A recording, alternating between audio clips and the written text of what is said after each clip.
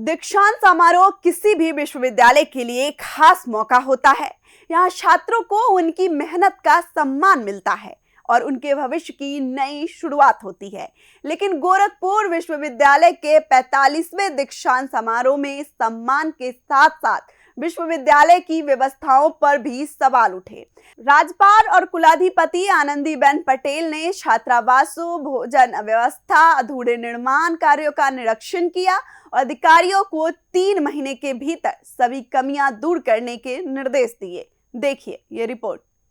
दीनदयाल उपाध्याय गोरखपुर विश्वविद्यालय के 45वें दीक्षांत समारोह में 4,404 छात्र छात्राओं को डिग्रियां दी गई, जबकि 85 मेधावी विद्यार्थियों को कुल 172 पदकों से सम्मानित किया गया।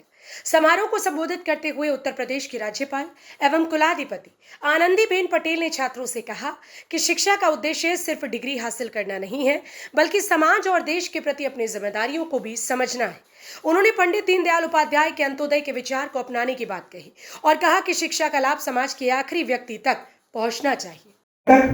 अयोध्या से उज्जैन तक, महाकाल से सोमनाथ तक, मंदिरों, तीर्थ स्थलों और आध्यात्मिक केंद्र का समग्र विकास भारतीय संस्कृति को नई शक्ति प्रदान करा।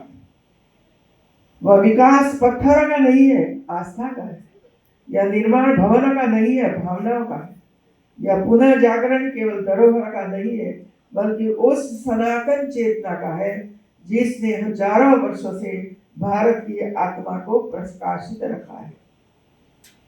जो राष्ट्र अपनी संस्कृति का सम्मान करता है, वही विश्व का सम्मान प्राप्त करता है।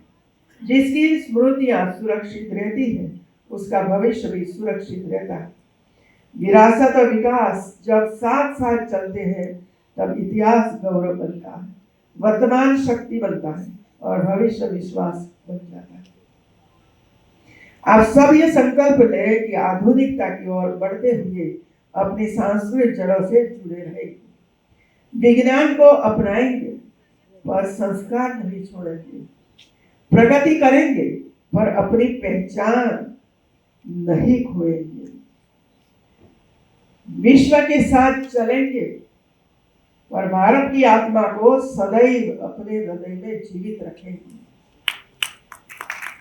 जीवन में सफलता अवश्य प्राप्त कीजिए, किंतु सफलता के साथ विनम्रता भी बनाए रखिए। याद रखिए, ज्ञान तभी सार्थक होता है जब उसके साथ संवेदनशीलता, सेवा भाव और संस्कार जुड़े हो। आपकी डिग्री आपको पहचान देगी, लेकिन आपका चरित्र आपको सम्मान देगा। दीक्षांत समारोह के बाद राज्यपाल ने विश्वविद्यालय परिसर और छात्रावासों का निरीक्षण भी किया। इस दौरान अधूरे निर्माण कार्य, साफ सफाई की कमी, बिजली पानी की समस्याएं और छात्रावासों की खराब व्यवस्था को लेकर उन्होंने अधिकारियों को फटकार लगाई। उन्होंने साफ कहा कि 3 महीने के भीतर सभी कमियां दूर की जाए। दीक्षांत समारोह मेधावी छात्रों के लिए खुशी का दिन रहा। गोल्ड मेडल पाने वाले छात्र छात्राओं ने अपनी सफलता का श्रेय अपने माता पिता, शिक्षकों और लगातार की गई मेहनत को दिया। उनका कहना था कि इस सम्मान ने उन्हें आगे और बेहतर करने की प्रेरणा दी है।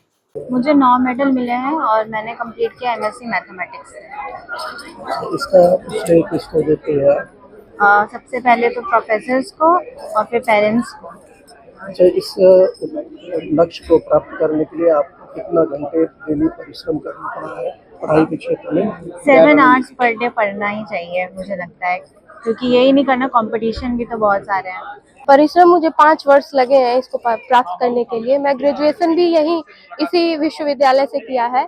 तो मेरा गांव दूर है, मैं उनवल की रहने वाली हूँ और यहाँ से 1.5-2 घंटे लगते हैं आने जाने के लिए। लेकिन हम डेली हम आते थे, जाते थे, घर से यात्रा करके क्लास करते थे, फिर उसके बाद घर पे जाके पढ़ाई करते थे। तो डेली लेक्चर अटेंड किया है और बहुत पैदल भी आए हैं। बहुत संघर्ष करना पड़ा है इन सब चीज़ों के लिए और इस संघर्ष करते करते कभी कभी मन हार जाता था। लगता था कि नहीं, ऐसा नहीं, कहीं रूम लेके कर लें या फिर यहीं से पढ़ाई कर लें, लेकिन फिर व्यवस्था नहीं हो पाती थी। तो हम घर से डेली यात्रा करते थे और एक कोटेशन था मेरे दिमाग में, तो वो ये है कि श्रृंगार करती हुई स्त्रियां ज़्यादा सुशोभित नहीं होती हैं, संघर्ष करने वाली स्त्रियां सुशोभित होती हैं। तो इसी कोटेशन के आधार पे हम डेली आते थे और संघर्ष करते थे। जितना संघर्ष करना था और करते थे उससे भी और आगे करने का फिर मन होने लगा, ऐसे करते करते आज मैं अगला क्या लक्ष्य है आपका? मेरा लक्ष्य प्रोफेसर बनना है।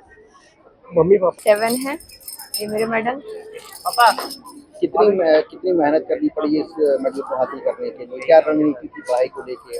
सर सबसे पहले कि रटने के बजाय आप कॉन्सेप्ट को समझिए, उसको क्लियरिफाई रखिए और उसके बाद से नियमितता जो है वो रेगुलर होनी चाहिए, मेंटेन होनी चाहिए। और एग्जाम के टाइम पे तो बस मैंने खाना, सोना और इसके अलावा सारा टाइम स्टडी को, और इसके लिए मैंने लेक्चर जो भी मिले हैं उसको मैंने सारे की पॉइंट्स को मैंने हाईलाइट रखा है और उसके बाद से मैंने गूगल से, नेट से, हर जगह से मैंने मेन पॉइंट को निकाल के और मैंने सारे ये सब पॉइंट्स अपने एग्जाम्स में यूज किए हैं।